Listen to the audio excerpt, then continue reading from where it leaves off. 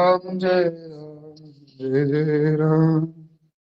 सीताराम जय सीताराम। राधे श्याम जय राधे श्याम। श्री राम जय जय राम। श्री राम जय जय राम। जय रघुनंदन जय सिया राम। जानकी वल्लभ सीताराम। श्री राम जय जय राम। जय जय श्यामा जय जय श्याम। जय जय श्री वृंदावन धाम। श्री राम जय जय राम। राधा वल्लभ राधे श्याम। जानकी वल्लभ सीताराम। श्री राम जय जय राम। सीताराम जय सीताराम। राधे श्याम जय राधे श्याम। श्री राम जय जय राम। जय बरसानो जय नंदगाना। रावल गोकुल भजित दलाल। श्री राम जय जय राम। जय जय श्यामा जय जय श्याम। जय जय श्री वृंदावन धाम।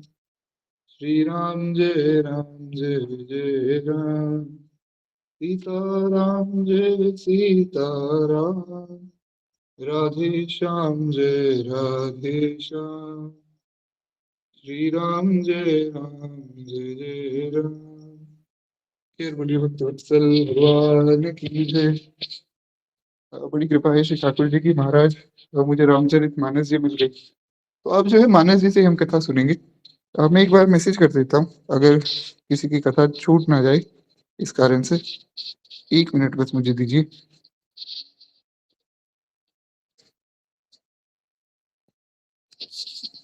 तो हम लोग हमारी कथा में प्रवेश करते हैं। बात है उस समय की, जब श्री ठाकुर जी सयाने हो गए महाराज। और श्री ठाकुर जी और श्री लाल जी, जो तीनों लाल जी, वे तीनों ही खूब सयाने हो गए। सारा कार्यभार भगवान स्वयं ही संभालते हैं। हुआ क्या कि श्री विश्वामित्र जी आए।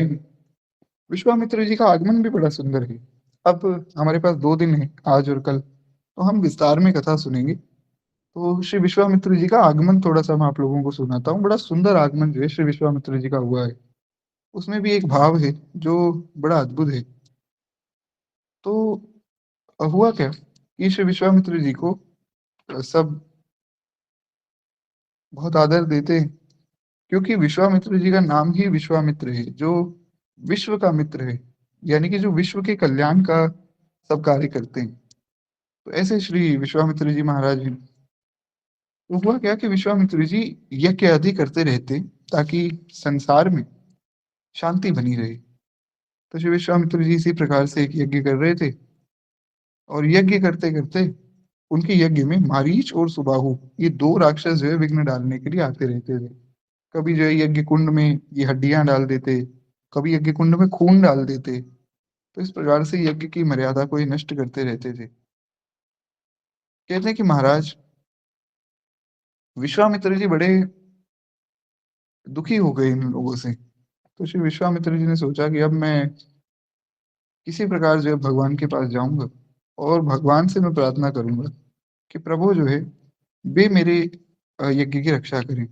और श्री विश्वामित्र जी ही आगे फिर भगवान को जनकपुर लेकर जाएंगे, और जनकपुर ले जाकर विश्वामित्र जी ही उनका विवाह आदि सब संपन्न कराएंगे। तो श्री विश्वामित्र जी का आगमन सुनना इसलिए आवश्यक है। बड़ा विशेष आगमन है महाराज। श्री गोस्वामी जी लिखते हैं कि विश्वामित्र जी इनसे तंग होकर चले, और वहां जाकर श्री विश्वामित्र जी ने भगवान से आग्रह किया है। अच्छा, एक बात ये भी है कि जब बाकी सब लोग दर्शन करके गए ना भगवान के, तब विश्वामित्र जी नहीं आए। तब विश्वामित्र जी अपना यज्ञ कर रहे थे। विश्वामित्र जी बाद में आए। क्यों? यहाँ पर संतों ने एक भाव लिया, अनेक भाव हैं मानस जी में। क्या है, एक ही चौपाई के अनेक भाव हैं, सबने अपने अपने भाव से मानस जी को दिखा है। एक भाव जो बड़ा विशेष है वो ये है कि विश्वामित्र जी के मन में अभी तक भगवत प्रेरणा हुई नहीं। भगवान के दर्शन कोई भगवान की इच्छा के बिना नहीं कर सकता है। तो इसीलिए जैसे ही विश्वामित्र जी के मन में भगवान की प्रेरणा हुई तो विश्वामित्र जी चले। एक और भाव जो संतों ने स्वीकार किया जो दास को बड़ा प्रिय है, वो ये है कि विश्वामित्र जी पहले इसलिए नहीं आए महाराज, क्योंकि विश्वामित्र जी जो है वे सोच रहे थे कि अभी सब लोग गए होंगे और वहां बहुत भीड़ हो गई होगी, तो भगवान का इतना प्रेम से मैं दर्शन कर नहीं पाऊंगा। तो इसीलिए मैं थोड़ा सा रुक जाता हूँ, और जब सब लोग वापस चले जाएंगे ना, तब फिर मैं भगवान का दर्शन करने के लिए जाऊंगा। इस प्रकार से विश्वामित्र जी के मन का भाव है। तो इसलिए विश्वामित्र जी बाद में अंत में गए। अब विश्वामित्र जी और रघुवंश में बहुत ज्यादा अच्छे रिश्ते रहे नहीं पहले। राजा हरिश्चंद्र का आपने नाम सुना होगा, सत्यवादी श्री हरिश्चंद्र। उनकी परीक्षा लेने एक बार विश्वामित्र जी महाराज पहुंचे थे, और उनकी ऐसी दशा बना दी थी। आगे शायद भक्तमाल जी में उनकी कथा आएगी श्री हरिश्चंद्र जी की, तब हम वहां सुनेंगे। पर खैर, कहते हैं कि हुआ क्या कि हरिश्चंद्र जी की परीक्षा लेने जब आए थे श्री विश्वामित्र जी, तब महाराज इन्होंने ऐसी दशा बना दी थी कि हरिश्चंद्र जी को, जिनके पास इतना बड़ा साम्राज्य था, जो अयोध्या के राजा थे, यानी कि पूरी धरती के राजा थे, उन हरिश्चंद्र जी को अपना पूरा साम्राज्य बेचना पड़ा। साम्राज्य बेचकर सड़क पर आ गए। इतना ही नहीं, अपने आप को बेच दिया। इतना ही नहीं, अपने बच्चों को बेच दिया, अपने पत्नी को बेच दिया महाराज। सब किसी ना किसी के घर में सेवा कर रहे हैं, और सेवा ही नहीं कर रहे, बंधुआ मजदूर बन के सेवा कर रहे हैं कि अब जैसा चाहो इनसे आप सेवा करवाओ, इनको मारो डांटो कुछ भी करो, अभी आपके हो गए। इतनी बुरी हालत हो गई श्री राजा हरिश्चंद्र की। पर फिर भी धन्य है श्री हरिश्चंद्र जी, वे घबराए बिल्कुल भी नहीं, वे बिल्कुल भी डरे नहीं। तो खैर, इस प्रकार से जो है श्री विश्वामित्र जी के आने से श्री दशरथ जी बहुत डर गए। खैर, एक बार प्रेम से बोलिए भक्त वत्सल भगवान की जय। अब मैं इतनी देर से यही सोच रहा था कि महाराज, मैं ये जितनी कथा मैं सुना रहा हूँ, इतना तो बिना चौपाइयों के हम सुन रहे हैं। अब मैं सोच रहा था कि जैसे ही मुझे चौपाइयों का वर्णन करना होगा, मैं वही ढूंढ रहा हूँ इतनी देर से। प्रभु कृपा से जैसे ही वर्णन पूर्ण हुआ, चौपाइयां मिल गई। तो खैर, एक बार प्रेम से बोलिए भक्त वत्सल भगवान की जय। मानस जी हमारे साथ में है, और मानस जी तो मानस जी है महाराज। हम मानस जी से प्रार्थना करें कि ये जो 2 दिन की हमारी कथा है, हमें बहुत विशेष रूप से समझ आए, क्योंकि मानस में गोस्वामी जी ने जैसा वर्णन किया है ना, अन्यत्र कहीं नहीं। एक ग्रंथ भी लिखा है गोस्वामी जी ने, जिसका नाम है श्री जानकी मंगल। तो मैं इस बार ये सोच रहा था कि जानकी मंगल जो है वो हम शुरू कर लेते हैं, कि जानकी मंगल से पूरी की पूरी कथा भी हो जाएगी। ये जो श्री ठाकुर जी के विवाह की कथा है ना, ये पूरी कथा हम लोग जो है श्री जानकी मंगल से सुन लेते हैं, ऐसा मेरा विचार था। पर बात यह है कि जानकी मंगल जो है बहुत बड़ा ग्रंथ है, मतलब बहुत ज्यादा बड़ा ग्रंथ नहीं है, वैसे तो छोटा सा ही है। पर जिस हिसाब से हमारी कथा होती, तो मुझे पता है कि उसको मैं 2 दिन में क्या, वो 10 दिन में भी पूर्ण नहीं हो पाएगा। तो वो हम ऐसा करेंगे कि दादा गुरुदेव भगवान का चरित्र पूर्ण हो जाएगा ना, तो उसके बाद इस क्रम को आगे बढ़ाएंगे। ऐसा मैं सोच रहा हूँ कि 2 कथाएं एक साथ चलेंगी, तो थोड़ा थोड़ा किसी और ग्रंथ का भी हम श्रवण करते रहेंगे। यार देखते हैं, जैसे ठाकुर जी की इच्छा होती।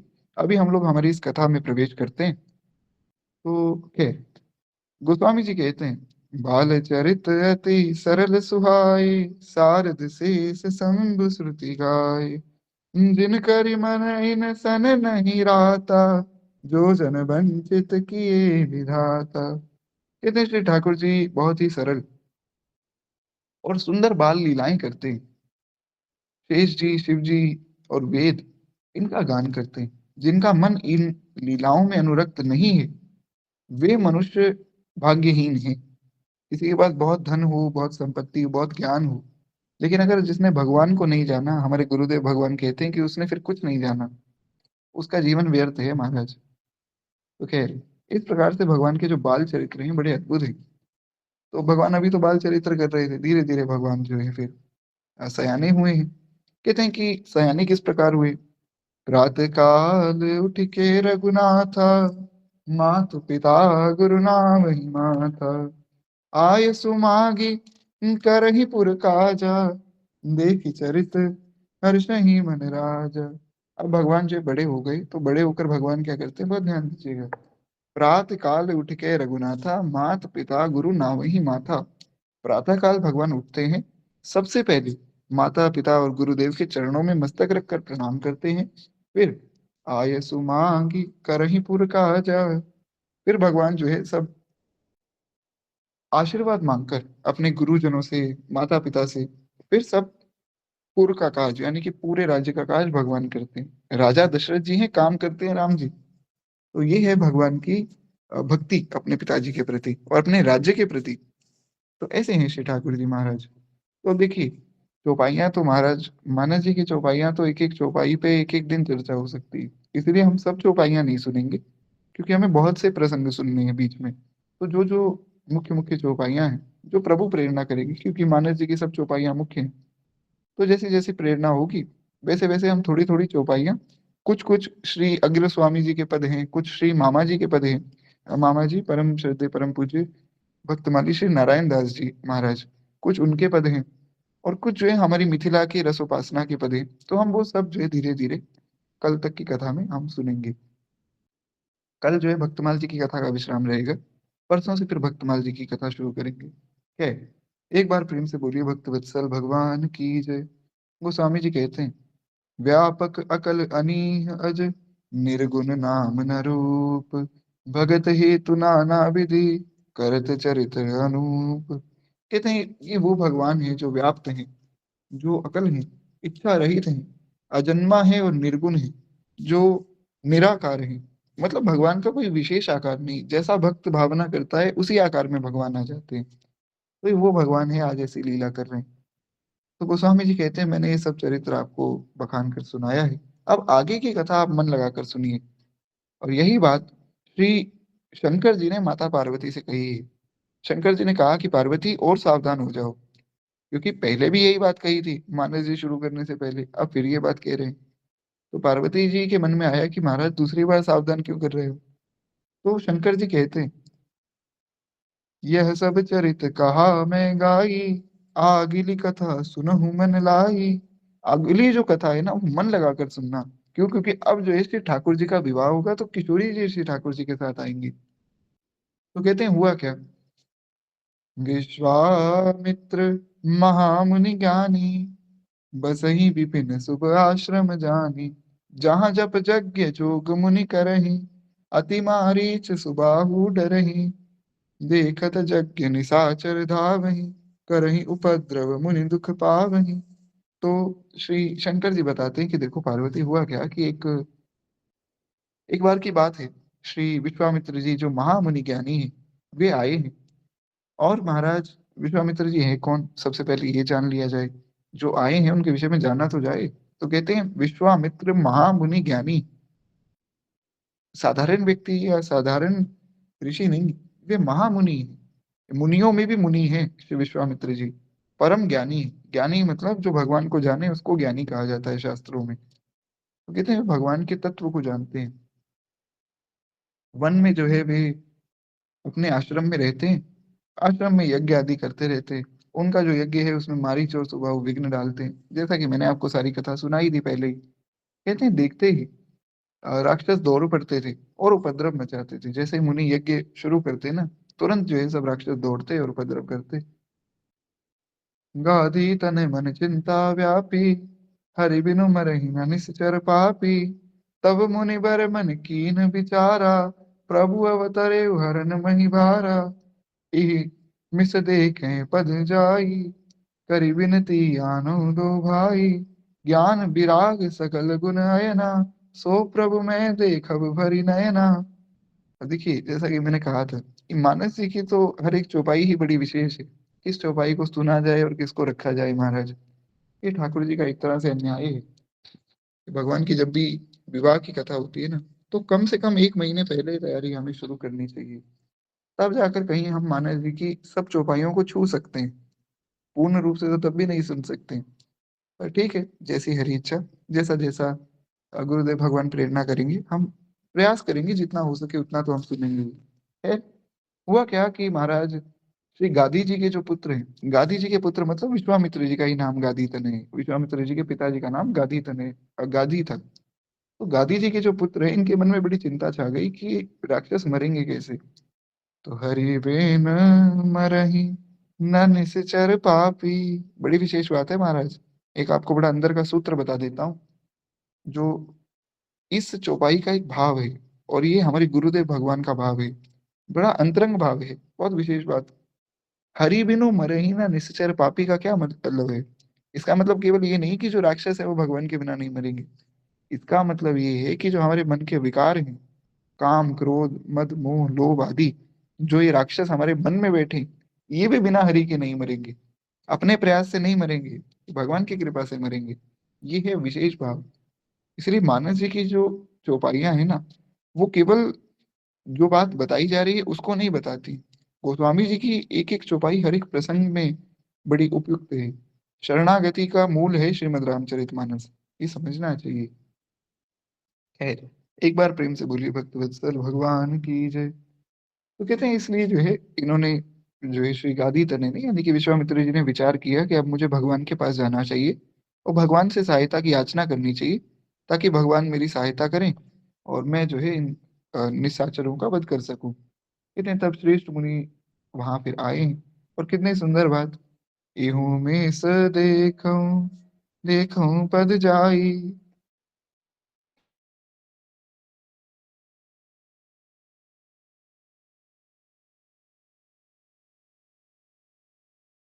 अचानक से मन में प्रेरणा जागी और दौड़े। आहा, जो ज्ञान वैराग्य और सब गुणों के धाम है, उन प्रभु के वो नेत्र भर के अब देखूंगा। अब मैं प्रभु को दर्शन करूंगा। अब जो है इनके मन में प्रेरणा जगी। हरि दर्शन की प्यासी अखियां, हरि दर्शन की प्यासी, हरि दर्शन की प्यासी, देखूं चाहे कमल नयन को, नित दिन रहत उदासी अखियां, हरि दर्शन की प्यासी। बड़ा सुंदर भाव है। खैर, अब महाराज विश्वामित्र जी चले, बहुत प्रकार से मन ही मन मनोरथ कर रहे हैं कि जाऊंगा भगवान को इस प्रकार देखूंगा, इस प्रकार निहारूंगा। तो ऐसा मन ही मन जो है, बड़ा अद्भुत इनका भाव है। मन ही मन सोचते जा रहे हैं कि किस प्रकार श्री ठाकुर जी का मन भर के आज मैं दर्शन करूंगा। बड़ा समय हो गया महाराज, भगवान सबको दर्शन दे रहे हैं, आज हमें भी दर्शन करना है। खैर, ऐसा सोचते हुए श्री विश्वामित्र जी चले जा रहे हैं। मुनियागमन सुना जब राजा, मिलन गयउ लय विप्र समाजा, करी दंडवत मुनि सन्मानी, निज आसन बैठा रही आनी। हुआ क्या कि मैं आपको थोड़ा सा एक भाव ये सुना देता हूँ। हुआ क्या कि श्री विश्वामित्र जी जैसे ही पहुंचे, उस समय राजमहल में यानी कि दशरथ जी के महल में ये चर्चा चल रही थी कि महाराज, अब मैं तो वृद्ध होता जा रहा हूँ और यहाँ के देखो बाल भी गुरुजी सफेद हो गए। तो मेरा ऐसा मानना है कि अब मैं राम को राज्य दे दूं। जैसे ही श्री दशरथ जी ने कहा कि ऐसा मेरा मानना है कि महाराज राम को राज्य दे दूं, पर उससे पहले तीनों चारों लालजी जो बड़े हो रहे हैं, इनका विवाह करना है। तो जैसे ही विवाह की बात चली, तुरंत जो है श्री विश्वामित्र जी प्रकट हो गए। भाई ये बात चली ही थी, अभी यही बात चल रही थी राजमहल में कि लाल जी जो है सब बड़े हो रहे हैं, इनका महाराज विवाह करना है, कोई सुंदर कन्या इनके लिए ढूंढी जाए। इतने में ही श्री विश्वामित्र जी आ गए। इसका क्या संकेत है? इसका यही संकेत है कि महाराज विवाह विश्वामित्र जी करवाएंगे। पर हालांकि दशरथ जी समझ नहीं पाए। तो जैसे ही उन्होंने सुना कि श्री विश्वामित्र जी पधारे हैं, तो मुनि आगमन में सुना जब राजा, तुरंत गए वो लय विप्र समाज, तुरंत उठे और दौड़े कि उनको पता है कि हमारे जो पूर्वज हैं, राजा हरिश्चंद्र जी और भी जो अन्य पूर्वज हैं, उनके साथ क्या क्या लीलाएं हो चुकी। तो दशरथ जी बहुत डरते हैं विश्वामित्र जी से कि कहीं महाराज विश्वामित्र जी मुझे भी कोई श्राप आदि देकर भस्म ना कर दें। तो इसलिए तुरंत दौड़े, दौड़कर जो है विप्र समाज को लेकर गए, सब ब्राह्मणों को अपने गुरु जी को साथ में लेकर गए कि सब लोग चलिए और विश्वामित्र जी का सम्मान करते हैं। उनको फिर अंदर बुलाकर लाए, खूब प्रेम से उनको भोजन पवाया है, उनकी सेवा की गई है। तो ये सारी कथा हुई है। उसके बाद जो है कहा कि मुनिवर आज्ञा कीजिए, आपका यहाँ कैसे आना हुआ। अब जो है श्री विश्वामित्र जी आज्ञा करेंगे। ये सब चौपाइयाँ जो है इनको हम यही प्रणाम करते हैं, क्योंकि जैसा मैंने बताया सब चौपाइयाँ बड़ी विशेष हैं, पर एक चौपाई पर अगर हम रुक गए तो फिर हम आगे नहीं बढ़ पाएंगे। तो खैर इसलिए इन सब चौपाइयों को प्रणाम करते हैं, यही बात यहाँ हुई है। तो फिर आके अब उन्होंने सारी बात बताई कि देखो राजन, ऐसी बात है, असुर समूह सता वही मोही, मैं जाचन आयो नृप तोहि। हे दशरथ देखो, जो असुरों का समाज है वो मुझे बहुत सताता है महाराज। तो इसलिए मैं तुमसे रक्षा की याचना करने आया हूँ। तुम राजा हो, तुम्हारा धर्म है कि जितने भी ऋषि मुनि महात्मा है तुम्हारे राज्य में, तुम सबकी रक्षा करो। तो तुम मेरे साथ चलो। क्षमा चाहूंगा। श्री विश्वामित्र जी ने कहा कि तुम हमारी रक्षा करो। तो श्री दशरथ जी ने कहा कि प्रभु, अगर ऐसी बात है तो मैं आपके साथ चलता हूँ। विश्वामित्र जी ने ये नहीं कहा कि तुम साथ चलो। दशरथ जी ने कहा कि हे नाथ, अगर ऐसी बात है, राक्षस आपको तंग करते हैं, तो आप बस मुझे थोड़ा समय दीजिए, मैं अपना धनुष बाण लेकर आता हूँ और बस मैं जो है आपके साथ चलता हूँ। विश्वामित्र जी ने कहा, हाथ पकड़ लिया। विश्वामित्र जी ने कहा, भैया रुक जाओ, ऐसी बात है कि मैं तुम्हें लेने नहीं आया हूँ। तो बोले, फिर महाराज मेरी सेना ले जाओ, बहुत बड़ी सेना है महाराज, आप ले जाइए, आपकी ही सेना है, और जब आपका सब काम हो जाए तो आप वापिस भेज दीजिएगा। बोले, ना तो मैं तुम्हें लेने आया हूँ और ना मैं तुम्हारी सेना लेने आया हूँ। तो दशरथ जी घबरा गए। बोले, अब महाराज कोई ना कोई विचित्र लीला होगी, क्योंकि विश्वामित्र जी का स्वभाव है, हमारे साथ ये ऐसा ही करते हैं। तो बोले, फिर आप किसको लेने आए गुरुवर। बोले, मैं तो तुम्हारे इन दोनों पुत्रों को लेने आया हूँ। अब देखिए, दो पुत्र तो कोई भी हो सकते हैं, लेकिन राम लक्ष्मण ही क्यों, राम भरत क्यों नहीं, राम शत्रुघ्न क्यों नहीं, क्योंकि राम तो जाएंगे ही जाएंगे, लेकिन राम जी के साथ और कोई क्यों नहीं। क्योंकि भरत जी जो हैं वे राम जी से अलग रह सकते हैं, पर राम जी को दुखित नहीं देख सकते। लेकिन लक्ष्मण जी जो है राम जी से अलग नहीं रह सकते। लक्ष्मण जी ने कहा था ना, हमने कल की कथा में भी सुना था, गुरु पितु मात न जानऊ काहू, कहूँ स्वभाव नाथ प्रति आऊ। हे प्रभु, मैं जानता ही नहीं, आप किस गुरु की, किस माता पिता की बात कर रहे हैं। मैं किसी को नहीं जानता हूँ महाराज, मैं केवल आपको जानता हूँ। आप मेरे हैं, मैं आपका हूँ, मैं और किसी को जानता ही नहीं। आप कह रहे हो माता पिता की सेवा करो, कौन माता पिता, कौन से गुरु, कौन सी प्रजा, कौन सा राज्य, मैंने कभी इस और देखा ही नहीं, मैं तो केवल आपको देखता हूँ। तो लक्ष्मण जी भगवान के बिना रह नहीं सकते, इसलिए श्री राम लक्ष्मण कहते हैं इस प्रकार से। इन्होंने बड़ा आग्रह किया कि भैया ऐसा है, देह भूप मन हर्ष हित, प्रजहु मोह अज्ञान, धर्म सुजस प्रभु तुमको इन कह अति कल्याण। तो क्या मांगा है, बड़ी अद्भुत बात मांगी है। अनुज समेत देहु रघुनाथा, निश्चर बद में हो बसना था।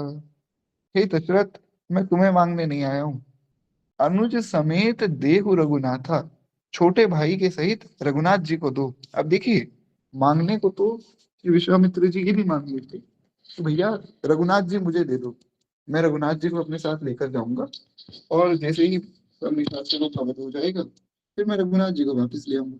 ये भी मांग सकते थे। मांगा क्या, अनुज समेत देहु रघुनाथा, अनुज के साथ रघुनाथ को दो। क्यों, क्योंकि विश्वामित्र जी भी जानते हैं कि लक्ष्मण जी जो है वे भगवान से अलग नहीं हो सकते।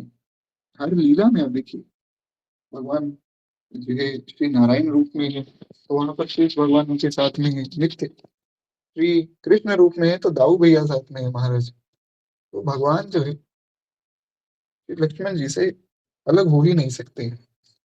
तो इसलिए जो है श्री विश्वामित्र जी ने कहा कि मुझे अनुज समेत रघुनाथ दे दो।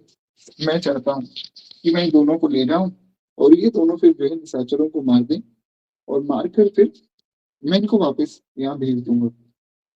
अब तो महाराज दशरथ जी कांप उठे। दशरथ जी ने कहा, ये तो नहीं होगा, साफ मना कर दिया। बोले, आज तो महाराज आप चाहे श्राप दे दो, चाहे जला के भस्म कर दो मुझे, मैं राम को तो नहीं दूंगा। तो इस प्रकार से दशरथ जी एक तरह से अपना भाव प्रकट कर रहे हैं। तो कहते हैं कि विश्वामित्र जी ने समझाया, विश्वामित्र जी ने कहा कि भैया ये अज्ञान को छोड़ो, तुम जानते नहीं हो कि राम कौन है, मैं जानता हूँ। बड़े अधिकार से कहा उन्होंने कि तुम नहीं जानते हो राम कौन है, मैं जानता हूँ। ये जो तुम्हारे साथ में बैठे ना, तुम्हारे गुरु जी जो मंद मंद मुस्कुरा रहे हैं, ये भी जानते हैं। तो इसलिए ये अज्ञान छोड़ो, ये राम कोई तुम्हारे पुत्र नहीं है।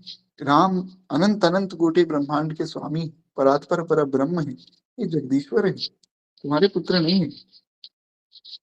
तो बहुत प्रयास किया है, नहीं माने दशरथ जी। बोले आप कुछ भी कर लो, आज आप चाहे मेरे प्राण ले जाओ, मैं राम को नहीं दूंगा, राघव को मैं न दूंगा, मुनिनाथ मरते मरते। बड़ा अद्भुत भाव है। दशरथ जी ने कहा कि आज चाहे मैं मेरे प्राण चले जाए, मैं राम को नहीं दूंगा। अरे महाराज, इतने समय बाद तो गुरुकुल से आए, गुरुकुल भी नहीं भेजना चाहते थे दशरथ जी। दशरथ जी राम जी के बिना रह ही नहीं सकते। तो राघव को मैं न दूंगा, मुनिनाथ मरते मरते।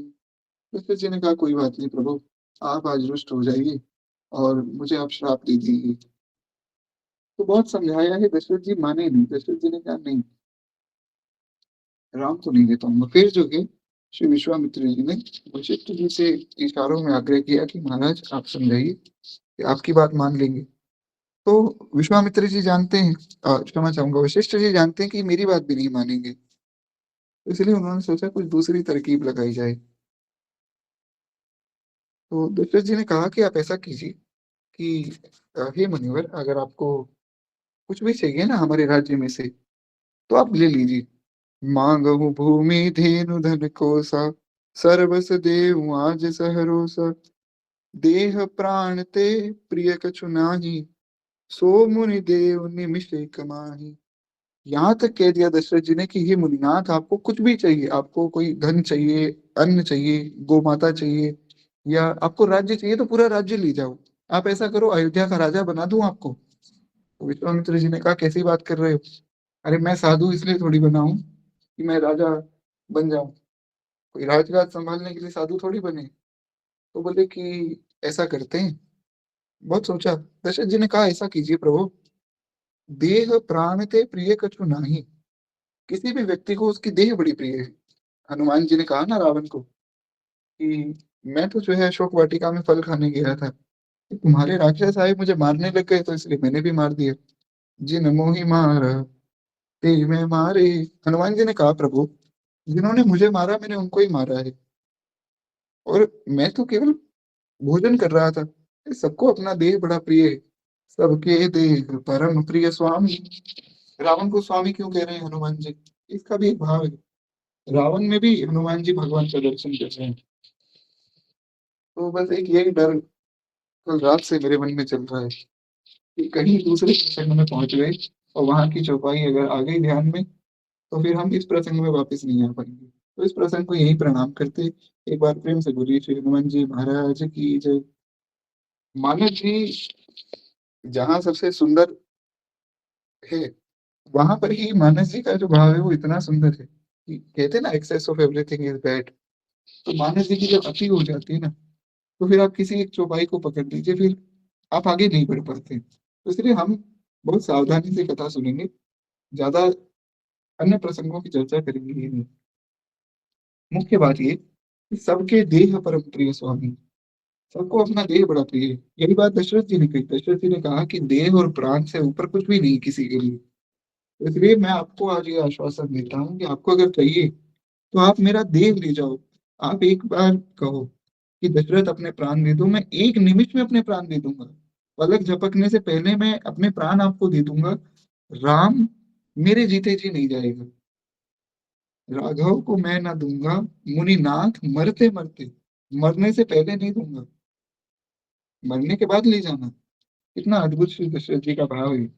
धन्य है दशरथ जी का भाव। अब विश्वामित्र जी को गुस्सा आ रहा है, अंदर से बड़े प्रसन्न हो रहे हैं। अंदर से विश्वामित्र जी बड़े खुश हो रहे हैं, क्योंकि विश्वामित्र जी ये सोच रहे थे कि दशरथ जी ने ऐसी क्या तपस्या कर ली जो इनके यहाँ अनंत अनंत कोटि ब्रह्मांड के स्वामी, जो भगवान देवताओं को दुर्लभ हैं, वो इनके यहाँ पुत्र बन के आ गए, इन्होंने ऐसा क्या किया? जब दशरथ जी का भाव सुना ना विश्वामित्र जी ने, उनके मन में विश्वास हो गया कि महाराज अगर कोई राम का पिता बन सकता है तो वो केवल दशरथ ही है। दशरथ ही ऐसे उच्च कोटि के भक्त हैं जिनके यहाँ भगवान पुत्र बन के आ सकते हैं। फिर एक बार प्रेम से बोलिए श्री दशरथ जी महाराज की जय। तो बहुत प्रयास किया है, बहुत समझाया है, माने नहीं है श्री दशरथ जी। दशरथ जी ने बहुत से प्रलोभन दिए, धन ले जाओ, राज्य ले जाओ, आप ऐसा करो राजा बन जाओ, आप मेरे प्राण ले जाओ, मैं राम को तो किसी भी हालत में नहीं दूंगा। कहाँ अत्यंत डरावने क्रूर राक्षस। अच्छा, अब बात बनी नहीं ना दशरथ जी की, तो दशरथ जी ने बात बदल दी। दशरथ जी ने कहा कि देखिए बड़े कोमल हैं। अरे राम जी को आप जानते नहीं, बड़े कोमल हैं गुरुजी, बहुत ही जो है एकदम छोटे से बालक के समान है राम जी। कहाँ इतने बड़े बड़े विशाल राक्षस, और कहाँ मेरा राम। राम तो महाराज इसको तो धनुष भी पकड़ना नहीं आता है। तो इस प्रकार से दशरथ जी बस किसी भी तरह राम जी को बचाना चाहते हैं। तो कुछ भी जो भी मन में आ रहा है बोलते जा रहे हैं। कहते हैं सब सुत प्रिय मोहि प्राण की नाई, राम देत नहीं बनत गोसाई। यहाँ तक कह दिया कि देखिए मुझे सारे ही पुत्र समान प्रिय हैं, मैं सबसे बहुत प्रेम करता हूँ, चारों से ही प्रेम करता हूँ। पर एक बार को आप कहोगे ना कि बाकी तीनों को ले जाओ, मैं एक बार को शायद अपने दिल पे पत्थर रख के भेज दूं, पर राम को तो नहीं ही दूंगा। राम देत नहीं बनई गोसाई। कैसी अद्भुत लीला है महाराज। कहाँ जो है संत समाज गृहस्थों को मार्ग दिखाते हैं, सब संत बताते हैं कि भगवान का मिलन कैसे हो। आज एक संत जो है गृहस्थ के सामने हाथ जोड़कर खड़े हैं कि मुझे राम दे दो, और गृहस्थ कह रहे हैं मैं नहीं दूंगा। अब विचार करिए क्या अद्भुत दृश्य होगा, उस समय क्या चल रहा होगा। मेरी बड़ी एक विशेष प्रार्थना है कि विवाह की जो कथा है, अगर आपको इसका बहुत विशेष आनंद लेना है तो इसको इस भाव में सुनिए कि आप लोग विवाह में बैठे हैं, आप लोग वहीं बैठे हैं और ये सारी कथा देख रहे हैं। हम सुन नहीं रहे हैं, हम देख रहे हैं।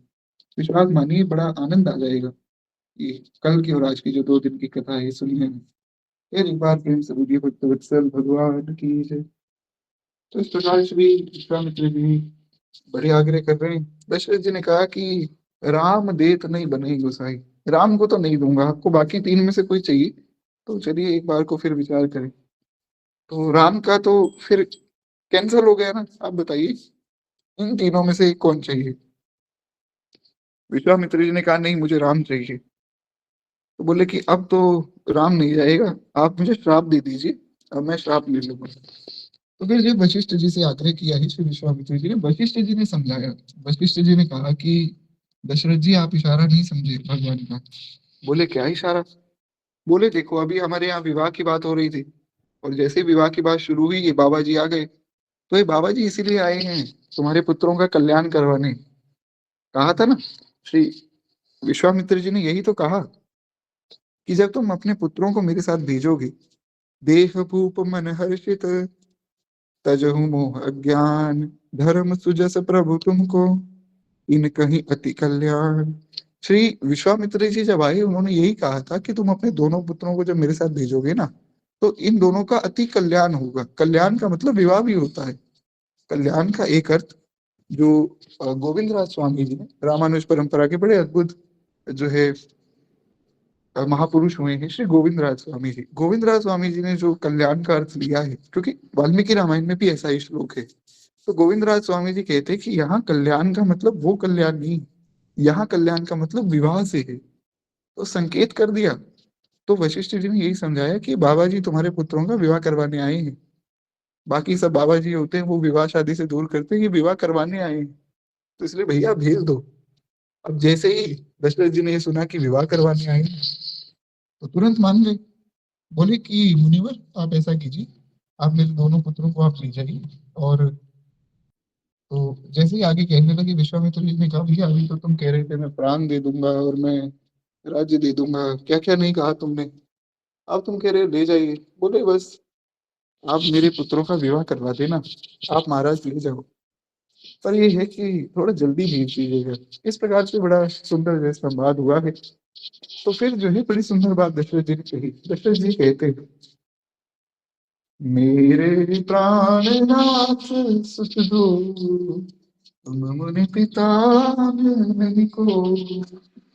दशरथ जी ने कहा कि हे मुनिवर, ये दोनों जो हैं, राम और लक्ष्मण, मेरे प्राण हैं, मेरे प्राण नाथ सुत दो। हे नाथ, अब आप ही इनके पिता हैं और इनका कोई पिता नहीं। क्यों? ऐसा क्यों कह रहे हो? पिता तो आप हो। यहाँ पर एक भाव ये है कि देखिए, जब विवाह की बात चलेगी तो विवाह की आज्ञा तो पिता देगा। इसीलिए दशरथ जी ने पहले ही कह दिया कि जो भी पिता का काम होगा ना, वो सारा आप कर देना। कहीं विवाह की बात चले, फिर आप लोग मुझे बुलाओ कि भाई दशरथ जी को बुलाया जाए, फिर मैं आऊं, 5-10 दिन लग जाए, उससे अच्छा है कि आप तुरंत विवाह करवा देना, तुरंत करवा के फिर हमें बुलाना। तो इसलिए श्री दशरथ जी ने कहा, तुम मुनि पिता आन नहीं को। अब यहाँ पर को का क्या मतलब महाराज? को का मतलब ये है कि मुनिवर, जैसा आपको उचित लगे आप ही फैसला लीजिएगा, अन्य कोई नहीं, आप लेंगे फैसला। अब गोस्वामी जी के तो एक एक शब्द का विस्तार किया जा सकता है, पर हम इस भाव को ही प्रणाम करें। अब हम आगे बढ़ते हैं। तो इस प्रकार से फिर दोनों भैया जो है माताओं के पास गए। माताओं ने कहा, जाओ, यहाँ मत आओ, यहाँ से ही चले जाओ बस तुम लोग। तो विश्वामित्र जी ने सोचा कि दशरथ जी तो इतना नाटक कर रहे थे कि मैं प्राण दे दूंगा, मैं राज्य दे दूंगा, राम को नहीं दूंगा। माताओं ने एक बार में ही हाँ कर दी, क्योंकि माताओं को पता है। अगर आपको याद हो, हमने जब मानस जी की कथा सुनी थी, हमने एक भाव सुना था जिसमें हमने ये सुना था कि भगवान शिव जब भगवान का दर्शन करने आए थे, तो एक योगी का, एक ज्योतिष आचार्य का वेश धर के आए थे। तो शंकर जी ने उसी समय बता दिया था माताओं को कि आगे चलकर एक बाबा जी आएंगे, तुम्हारे पुत्रों को मांगेंगे, तुम उनको दे देना। माता कौशल्या ने कहा कि कैसी बात करते हो, अरे इतने सुंदर हमारे लाल जी अभी पैदा हुए हैं, आप कह रहे हो बाबा जी आएंगे उनको दे देना। बोले, देखो मैया, वो बाबा जी तुम्हारे पुत्र को बाबा जी बनाने नहीं ले जाएंगे, वो बाबा जी तुम्हारे पुत्र को, तुम्हारे पुत्र का विवाह करवाने आएंगे। तो इसलिए माताओं को पहले ही पता है कि विश्वामित्र जी क्यों आए हैं। उनको इससे कोई मतलब नहीं है कि इनका यज्ञ हो रहा है और उसमें मारी सुबह विघ्न डाल रहे हैं, उससे कोई मतलब नहीं। उनको पता है कि इनका विवाह होगा, तो उन्होंने राम जी को कहा कि भैया यहाँ से ही चले जाओ, जल्दी से जाओ बाबा जी के साथ। वशिष्ठ जी ने भी यही समझाया। वशिष्ठ जी ने कहा कि दशरथ जी, आपको क्या लगता है कि ये जो विश्वामित्र जी बैठे हैं, ये मारीच और सुबाहु को नहीं मार सकते? ये नई सृष्टि करने की जो है सामर्थ्य रखते हैं। मारीच सुबाहु तो इनके सामने कुछ नहीं है, ये आपके पुत्रों का कल्याण करवाने आए हैं। तो हमने सुना था, अवध आज आगमी एक आयो, बूढ़ो बड़ो प्रमाणिक ब्राह्मण, शंकर नाम पठायो, अवध आज आगमीक आयो। अवध आज आगमीक आयो, गोस्वामी जी ने बड़ा सुंदर भाव लिखा है कवितावली में, जिसमें बताते हैं कि एक आगमी, एक ज्योतिष आज अयोध्या में आया है। बूढ़ो बड़ो प्रमाणिक ब्राह्मण, शंकर नाम पठायो, अपना नाम शंकर बताया है। खैर, ये सब कथा हम सुन चुके हैं। इस भाव को ही प्रणाम करें। बोली भूत भावन भोलेनाथ भगवान की जय। तो इस प्रकार से जो है, श्री माताओं को पहले ही सारी बात ज्ञान थी, तो माताएं आज्ञा देती हैं। भगवान के रूप का वर्णन गोस्वामी जी ने किया है। पुरुष सिंह दो वीर, हर्ष चले मुनि भय हरण, कृपा सिंधु मति धीर, अखिल विश्व कारण करण। पुरुष सिंह जो दो वीर, पुरुषों में जो सिंह के समान है, यानी कि पुरुषों में जो सबसे ज्यादा शक्तिशाली हैं, वे दो वीर आज चले हैं। वे कैसे हैं?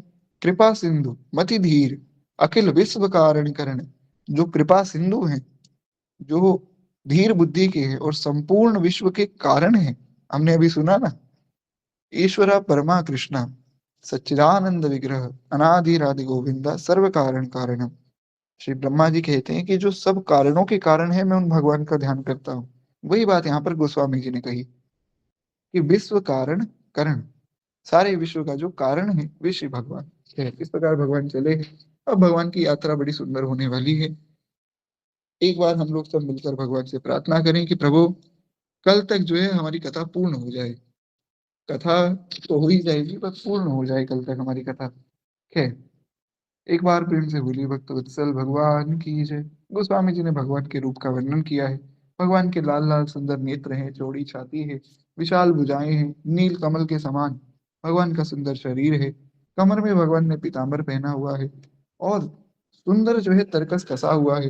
दोनों हाथों में सुंदर धनुष और बाण है, एक हाथ में धनुष एक में बाण।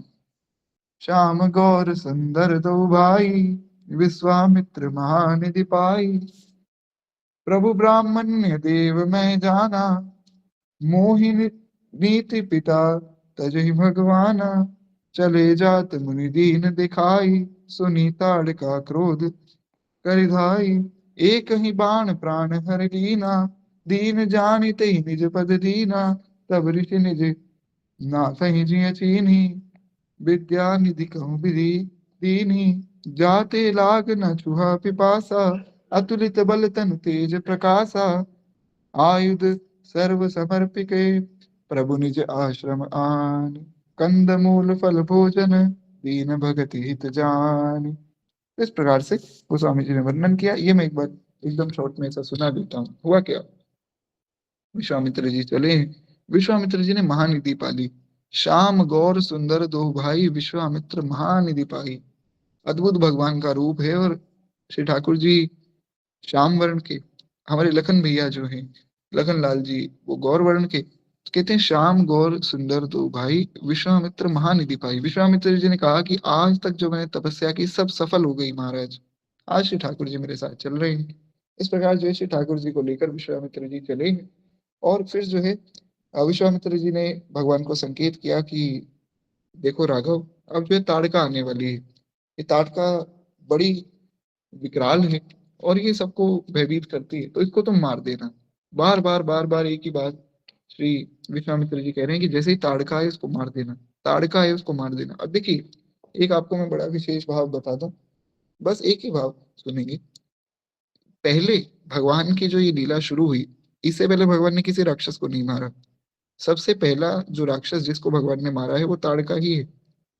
कृष्ण अवतार में भगवान ने सबसे पहला राक्षस जिसको मारा वो पूतना थी।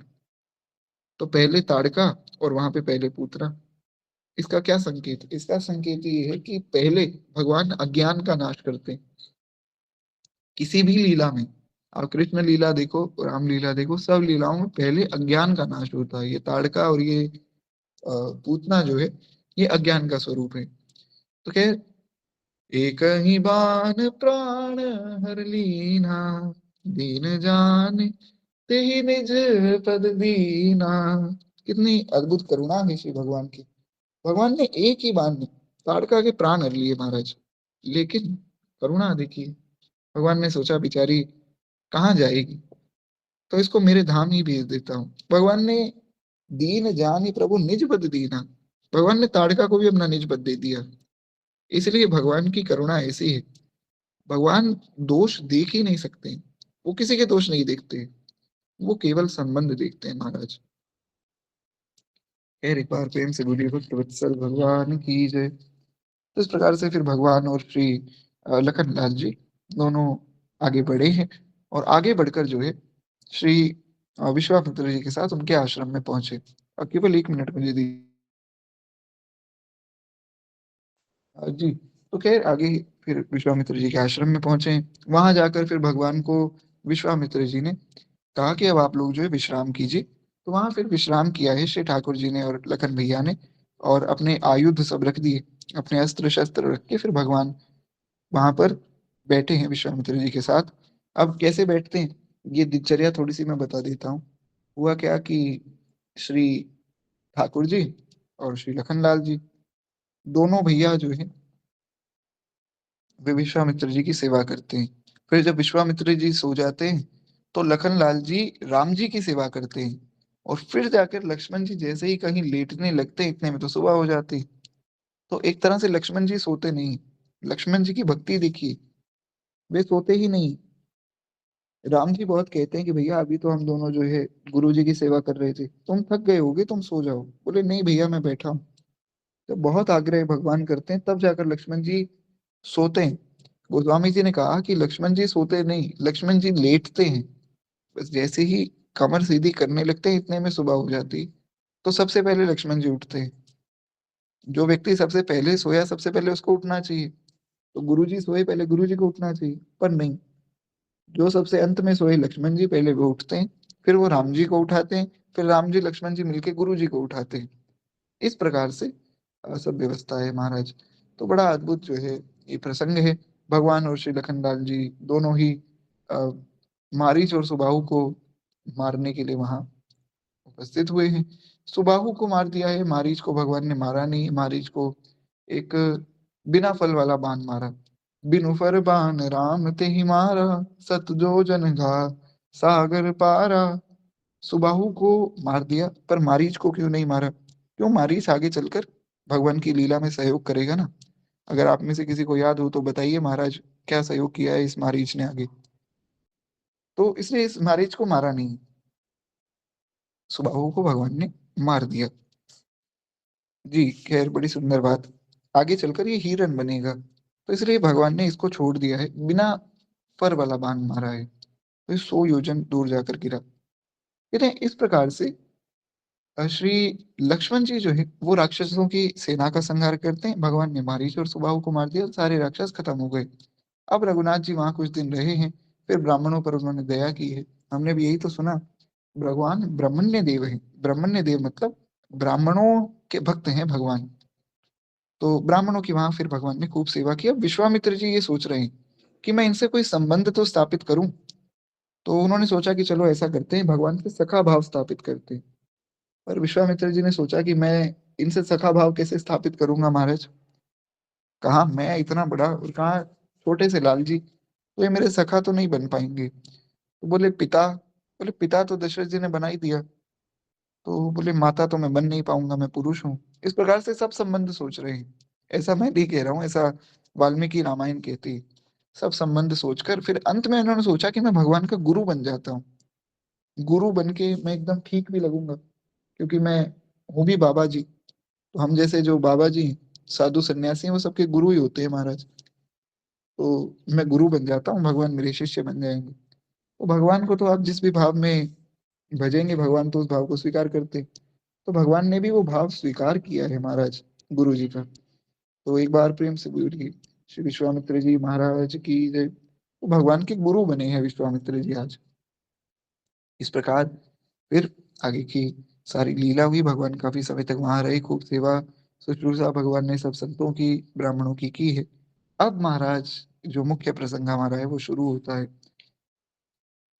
इनको निमंत्रण आया विश्वामित्र जी को। विश्वामित्र जी ने कहा, तब मुनि सादर कहा बुझाई, चरित एक प्रभु देख जाई। विश्वामित्र जी ने कहा, प्रभु अब यहाँ का सारा काम तो हो गया, तो आपको अयोध्या जाना होगा। भगवान ने कहा, गुरुवर जब आप आज्ञा करेंगे हम तब चले जाएंगे, आप जब कहेंगे। मतलब ऐसा नहीं है कि हमें अभी जाना है, आपको रोकना है आप रोक लीजिए। बोले नहीं, एक और यज्ञ है जिसको आपको देखना चाहिए। भगवान ने कहा, कौन सा यज्ञ? बोले मिथिला में एक यज्ञ हो रहा है, तो मेरा ये भाव है कि आप दोनों भैया वहां चलो और उस यज्ञ को आप देखो। भगवान ने कहा, गुरु जी आपकी आज्ञा है तो चलेंगे निश्चित रूप से। अब मिथिला में कौन सा यज्ञ हो रहा है? तो मिथिला में हो रहा है स्वयंवर श्री किशोरी जी का।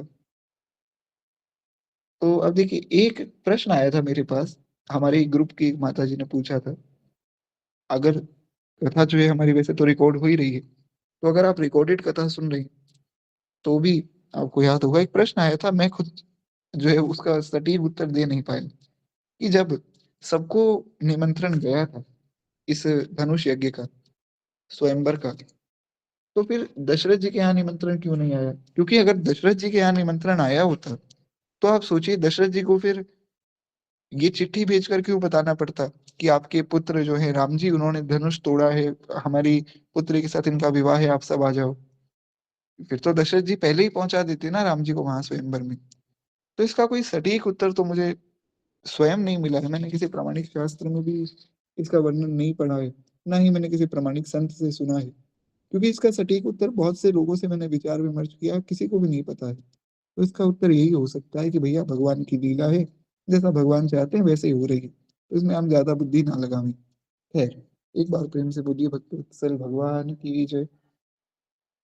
तो हुआ क्या कि श्री विश्वामित्र जी ने कहा कि एक और धनुष यज्ञ है, वहां आपको जाना है। तो भगवान ने कहा, धनुष यज्ञ?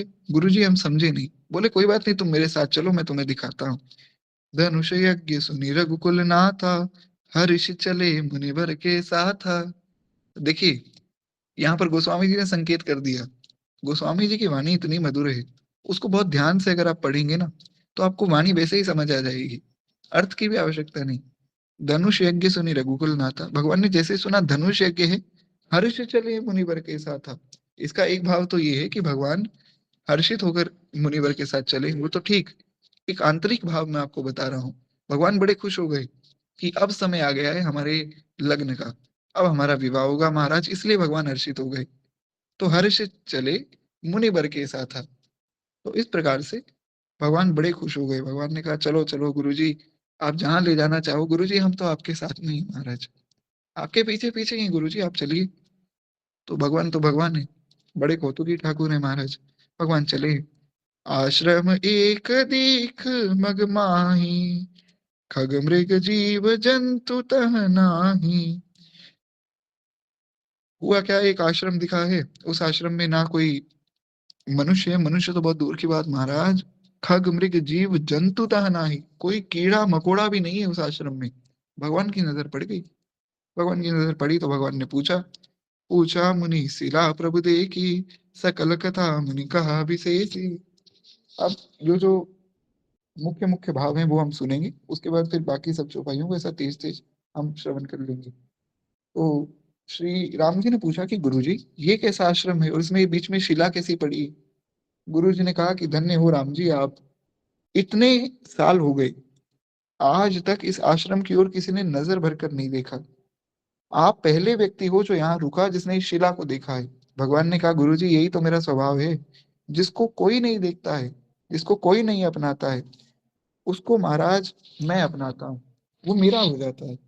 जिस पर किसी की नजर नहीं पड़ती है ना संसार में, उस पर मेरी नजर पड़ती है। गुरु जी से पूछा है, गुरु जी ने बताया, गौतम नारी श्राप बस, उपल देह धरि धीर, चरण कमल रज चाहती, कृपा करहु रघुवीर।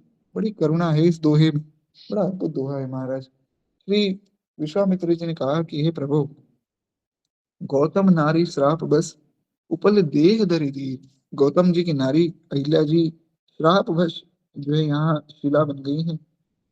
हे रघुवीर कृपा करो, चरण कमल रज चाहती, कृपा करो रघुवीर। हे नाथ दया करो, हे प्रभु इनका कल्याण करवाओ। इस प्रकार से विश्वामित्र जी ने प्रार्थना की है। अब देखिए, अब हम लोग अहिल्या जी की कथा सुनेंगे ना, उसमें बहुत समय हमारा सार्थक हो जाएगा, तो इसलिए अहिल्या जी की कथा को यहीं प्रणाम करते हैं। अहिल्या जी की कथा मैं वैसे भी बहुत बार सुना चुका हूँ, अगर आप में से किसी को ध्यान में ना हो ना तो कोई बात नहीं, हम बाद में एक बार फिर अहिल्या जी की कथा सुन लेंगे। अभी प्रणाम करना पड़ेगा क्योंकि समय की बहुत कमी है महाराज। तो आगे फिर गोस्वामी जी ने एक बड़ा सुंदर छंद भी लिखा है, उस छंद को भी हम प्रणाम करते हैं। एक भाग में उस छंद का सुना देता हूँ ताकि हमारी जो कथा है उसका एक लय और उसकी एक मर्यादा बनी रहे। बरसत पद पावन, शोक न सावन, प्रगट भई तप पुंज सही, देखत रघुनायक जन सुखदायक, सन्मुख हुई कर जोर रही, अति प्रेम अधीरा, पुलक शरीरा, मुख नहीं आवै बचन कही, अतिशय बड़ भागी, चरणन लागी, जुगल नाथ नयन जल धार बही, धीरज मन कीन्हा, प्रभु कहु चीन्हा, रघुपति कृपा भगति पाई, अति निर्मल बानी, स्तुति ठानी, ज्ञान गम्य जय रघुराई, मैं नारी अपावन, प्रभु जग पावन, रावण रिपुजन सुखदाई, राजीव विलोचन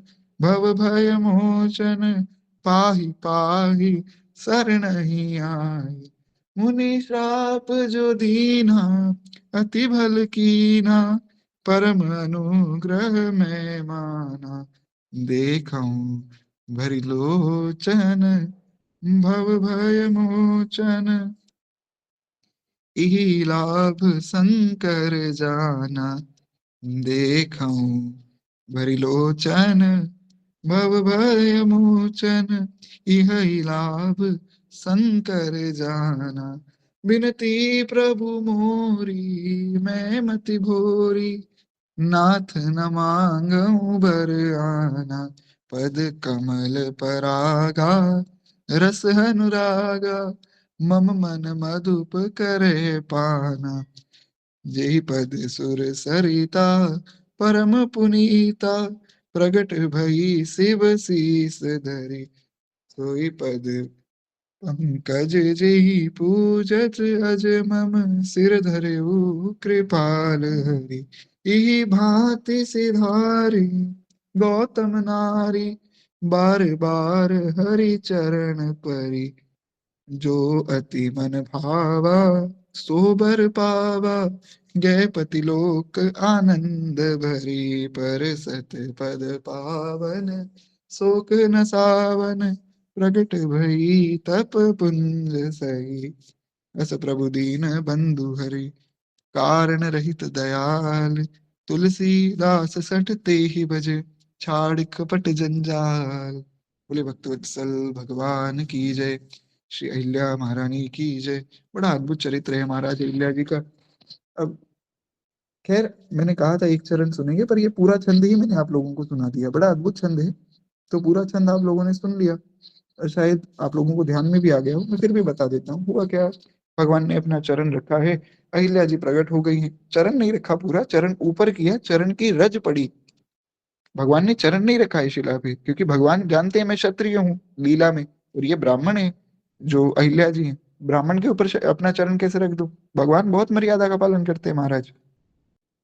चरण नहीं रखा है, भगवान ने चरण ऊपर किया, उसकी रज पड़ी।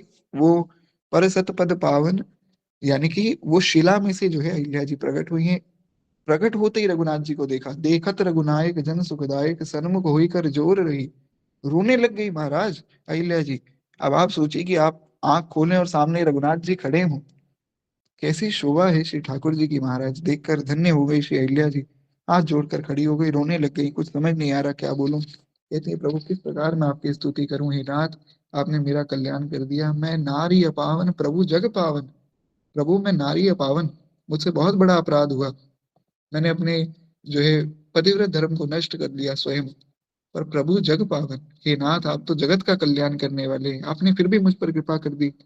प्रभु कोई मुझे देखता नहीं था, हजारों लाखों सालों से मैं यहाँ तड़प रही हूँ। हे नाथ आप कृपा करके आए हैं। इस प्रकार श्री अहिल्या जी ने स्तुति की। एक इस स्तुति में अहिल्या जी ने पहले ही बात कह दी, रावण रिपु जन सुखदाई। जो रावण को मारने वाले हैं वे भगवान मेरी रक्षा करने आए हैं। तो इससे क्या भाव स्पष्ट होता है कि रावण तो पहले भी था, वो पहले भी मरा था। ये कोई पहली बार रामलीला नहीं हो रही। भगवान हर कल्प में आते हैं, ऐसी लीला होती, कुछ कुछ भाग हर लीला का बदल जाता है, पर मुख्य लीला एक ही रहती है। तो ये बताना चाहते हैं कि आप जो है साधारण मनुष्य नहीं है, आप अनंत अनंत कोटि ब्रह्मांड के स्वामी हैं, जो बारंबार भक्तों पर कृपा करने आते हैं। इस प्रकार से इन्होंने खूब सुंदर स्तुति की, वो तो अभी हमने सुनी ली। क्या है कि मैंने सोचा अब एक चरण सुनेंगे, उससे बढ़िया पूरा ही छंद सुन लें। 2-4 मिनट और लग जाएंगे महाराज। गोस्वामी जी की वाणी ऐसी है, कभी आप लोग उसमें पढ़ेंगे ना, विशेष रूप से मैं तो भाव रहित व्यक्ति हूँ, आप सब वैष्णव हैं, आप पढ़ के देखिए। व्यक्ति खुद को रोक नहीं पाता है महाराज। गोस्वामी जी की वाणी एक बार शुरू हो जाए, इसलिए मैं कोई चौपाई पढ़ नहीं रहा हूँ ज्यादा। एक चौपाई पढ़ेंगे तो फिर उसमें बहुत विस्तार हो जाएगा। खैर, तो इस प्रकार इन्होंने प्रार्थना की, प्रभु मैं और कुछ नहीं चाहती हूँ, जहां मेरे पति देव गए हैं आप मुझे वहां भेज दीजिए। क्योंकि जो मेरे पति देव ने मुझे श्राप दिया, गौतम जी ने श्राप दिया था ना कि तुम शिला हो जाओ, और इंद्र को अलग श्राप दिया। तो जो इनको श्राप दिया, ये कहती हैं कि उसमें मेरा बुरा नहीं हुआ। साधु ते होए ना कारज हानि, याद करिए हमने सूत्र परसों की कथा में सुना था। संत किसी का अकल्याण नहीं कर सकते, संत कल्याण ही करता है। संत का श्राप भी कल्याण करता है। श्री अहिल्या जी कहती है, प्रभु अगर गौतम जी ने मुझे श्राप ना दिया होता तो महाराज मुझे आपका दर्शन कैसे होता। भगवान की बड़ी कृपा है कि मुझे गौतम जी जैसे पति मिले, और गौतम जी की बड़ी कृपा है जो मुझे भगवान मिल गए। ये संत की कृपा है महाराज। खैर, इस प्रकार से फिर इनको भगवान ने वहीं भेजा जहाँ इनके पति देव गए हैं। एक बार प्रेम से बोलिए श्री गौतम जी महाराज की जय। बड़ा अद्भुत चरित्र है अहिल्या जी का। अहिल्या जी का कल्याण हुआ। गोस्वामी जी ने एक बड़ा सुंदर दोहा लिखा है। गोस्वामी जी कहते हैं, अस प्रभु दीन बंधु हरि, कारण रहित दयाल। गोस्वामी जी कहते हैं कि अस प्रभु दीन बंधु हरि, भगवान दीनों के बंधु हैं और कारण रहित दयाल। भगवान को कृपा करने के लिए कोई कारण नहीं चाहिए, बिना किसी कारण कृपा करते हम अगर अपने जीवन का थोड़ा सा अन्वेषण करें तो हम देखें महाराज ऐसा क्या कर दिया हमने जो भगवान की कृपा हम पर हो रही, ऐसा क्या कर दिया जो भगवान की कथा हम सुन पा रहे हैं। आप सब तो फिर भी भक्तजन है, मैं तो भजन साधन भी नहीं करता हूँ फिर भी मुझे कथा सुनने को मिल रही है, इससे बड़ी कृपा कोई नहीं हो सकती। तो गोस्वामी जी कहते हैं अगर ऐसे भगवान को भी छोड़कर कोई और किसी को भजता है तो वो महामूर्ख है। इसीलिए हे तुलसीदास, सब कपट जंजाल को छोड़कर प्रभु का भजन कर। इस प्रकार से महाराज अहिल्या जी का उद्धार हुआ है। फिर आगे भगवान चले हैं।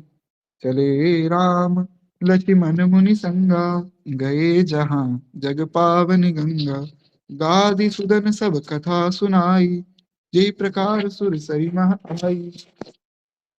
चलते चलते फिर रास्ते में गंगा जी के तट पे पहुंचे हैं। भगवान ने पूछा कि हे गुरुदेव, आप हमें गंगा जी की महिमा बताइए, कौन है ये गंगा जी, कहाँ से आई। श्री विश्वामित्र जी ने कहा प्रभु, आप बड़े भोले बनते हो महाराज, अरे आपके चरणों से गंगा निकली है, मुझसे पूछ रहे हो गंगा कहाँ से आई। पर भगवान यहाँ एक मर्यादा स्थापित कर रहे हैं कि जब भी किसी तीर्थ क्षेत्र में आप जाएं तो तीर्थ क्षेत्र में संतों से उस तीर्थ की महिमा सुने। फोटो खींचना और वहां पर जो है डुबकी लगाना अच्छी बात है, पर उसकी महिमा भी सुननी चाहिए वहां जाकर। खैर, तो इस प्रकार से फिर आगे बढ़े हैं। आगे और भी महाराज विशेष लीलाएं हुई हैं। अब जनकपुर में श्री ठाकुर जी पहुंचे, हमें तो जनकपुर पहुंचाना है। आज श्री ठाकुर जी किशोरी जी का मिलन करवा दिया जाए, फिर कल विवाह करवाएंगे। तो जनकपुर भगवान पहुंचे हैं महाराज।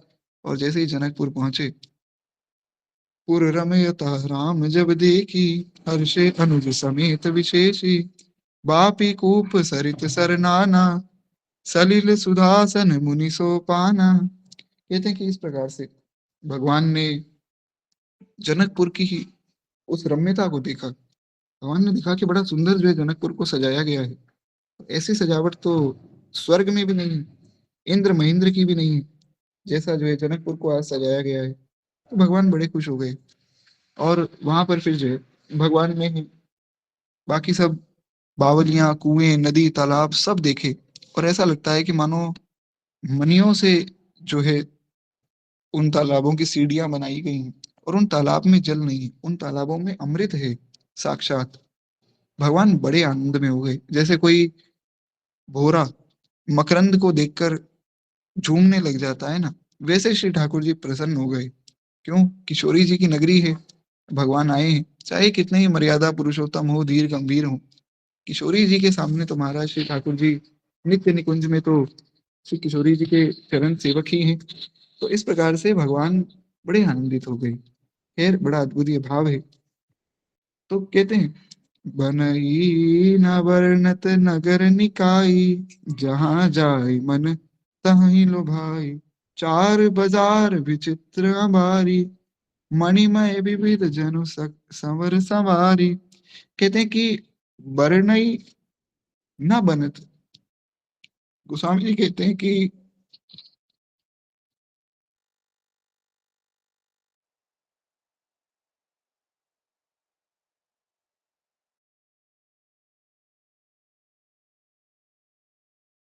एक बार ये बताइए कि मेरी आवाज जो है आप सबको आ रही है? खैर, मैं क्षमा प्रार्थी हूँ।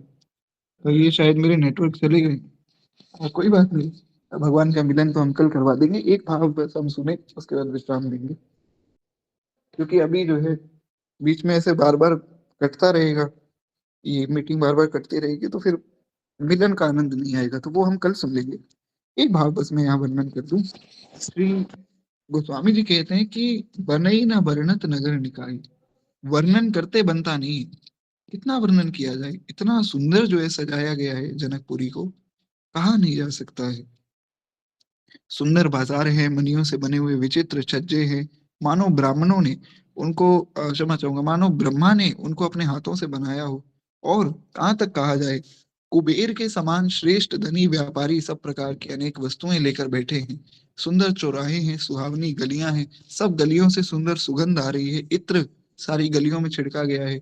सबके घर जो है मंगलमय है और उन पर विचित्र कड़े हुए हैं। तो इस प्रकार से बड़ी सुंदर शोभा है। क्योंकि पहले के समय में जैसे अयोध्या है, अयोध्या की जो दीवारें हैं वो मिट्टी से, रेत से, सीमेंट से, इनसे नहीं बनी। अयोध्या जी की जो दीवारें हैं वो मणियों से बनी हुई हैं।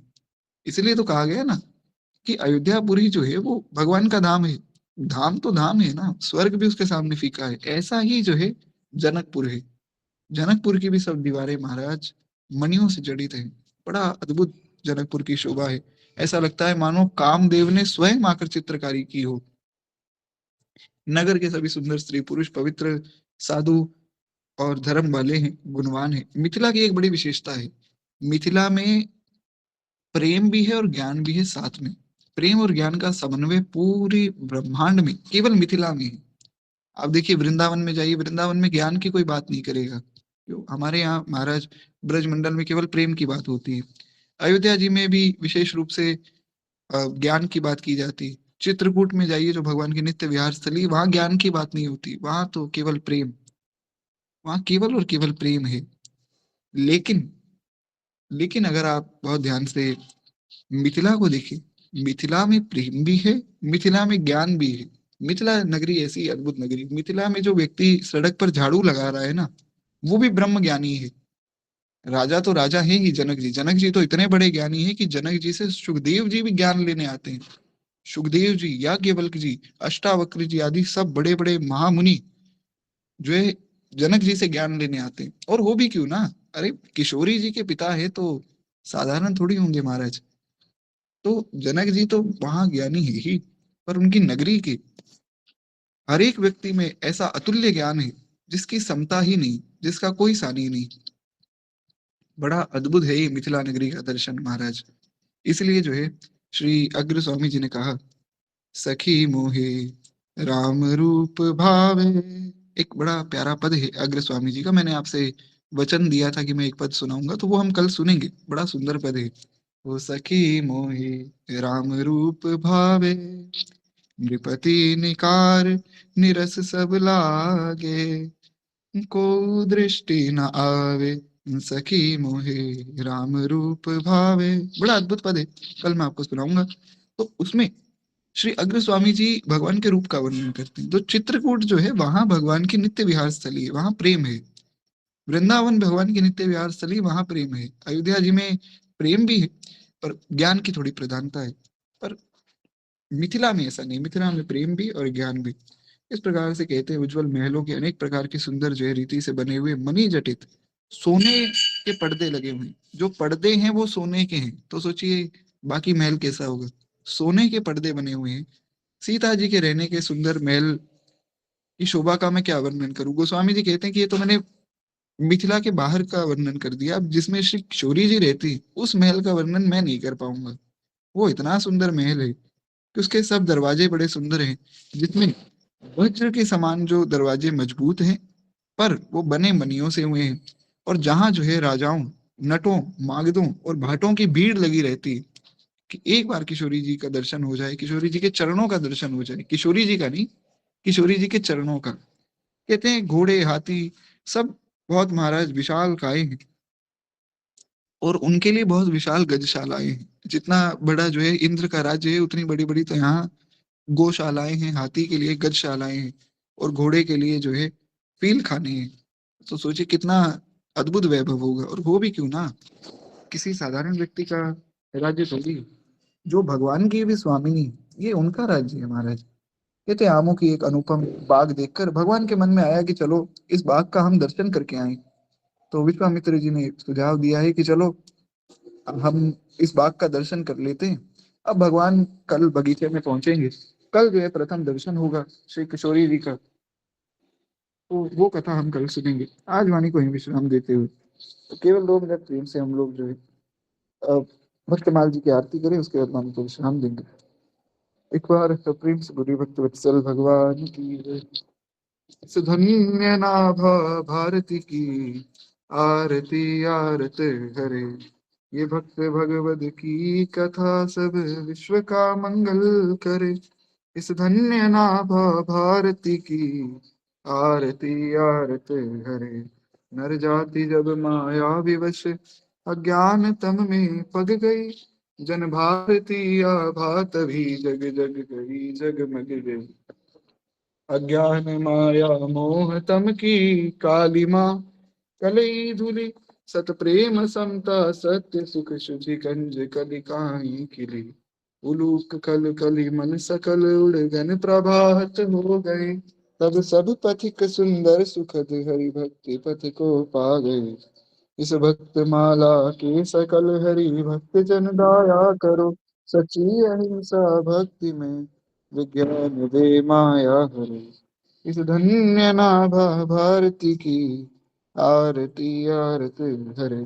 बोले भक्त वत्सल भगवान की जय, बाल कृष्ण लाल की जय, उमापति महादेव की जय, सब संतन की जय, सब भक्तन की जय, आज के आनंद की जय। जय जय श्री सीताराम, जय जय श्री राधे श्याम। जी, निश्चित रूप से कल हम जो है रामचरितमानस जी से भी सब चौपाइयाँ सुनेंगे, और कल जो है सुंदर सुंदर पद भी हम सुनेंगे। तो कल कोशिश करेंगे कि थोड़ा 5-10 मिनट पहले ही कथा शुरू कर दी जाए। और एक विशेष मेरा आग्रह है कि कल की कथा बड़ी विशेष है, तो सब लोग थोड़ा सा ध्यान से और जल्दी ही जुड़ जाएं। कल कोशिश करेंगे 10-15 मिनट पहले ही शुरू कर देंगे। आज भगवान पहुंचे, तो आज भगवान को थोड़ा जनकपुर घूम लेने देते हैं। कल फिर महाराज, कल से सारी लीला हम सुनेंगे। तो खैर, इस प्रकार से किसी का कोई प्रश्न हो तो व्हाट्सएप आदि पर चर्चा करेंगे। अभी के लिए आज्ञा दीजिए। श्री सीताराम, श्री राधे श्याम।